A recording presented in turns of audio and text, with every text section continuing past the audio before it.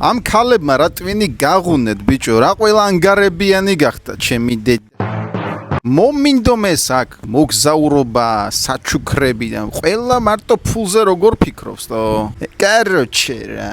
ახლა მომისმინე აქ. შენი ქალი და ზოგადად ქალები ანგარებიანი კი არა, არამედ უბრალოდ უკეთესი ცხოვრება სურთ.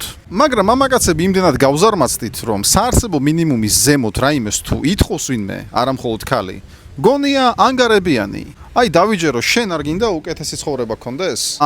უკეთეს ცხოვრებას ხომ პიროვნული განვითარება სჭირდება. წიგნების კითხვა, კომუნიკაციის უნარების დახვეწა, მუდმივად კომფორტის ზონიდან გამოსვლა, მავნეჩვევების მინიმუმზე დაყვანა. ეს ყველაფერი როქნა მერე ხომ ბრატების გარაშე დარჩები, რომლებმაც გითხრეს, რომ ჭირში და ლხინში შენთან ერთად იქნებიან. ასწორებს არა ილუზიაში ცხოვრება. მოდი კიდევ ერთ სიმართლეს გეტყვი. ქალი ზოგადად იმისთვის ყავს, რომ უკეთესად იცხოვრო. ჩვენ კი მამაკაცების უმეტესობას სულ მცირედიც ყოფნის. შეიძლება საწოლის კი არ ვიყიდოთ, მატრასით დავკმაყოფილდეთ. კონდეს მაცივარი, საპირფარეშო და ერთი დასარჩენი ოთახი. და ძალიან იშვიათია, რომ მამაკაც ქალის გარაშე ამაზე მეტი უნდოდეს. ზუსტად ქალი გიჩიჩინებს, რომ გამოხვიდე კომფორტის ზონიდან. ზუსტად ქალი გაიძულებს გახდე უკეთესი. ქალი გაიძულებს პირდაპირ მნიშვნელობით იცხოვრო უკეთესი ცხოვრებით. მაგრამ რა აზრი აქვს ამის თქმას, ისინი მაინც ხომ ანგარებიანი არიან? რას ფიქრობ შენ? დაწერე კომენტარებში. და კიდე ჩვენიანებისთვის Telegram არხი შევქმენი.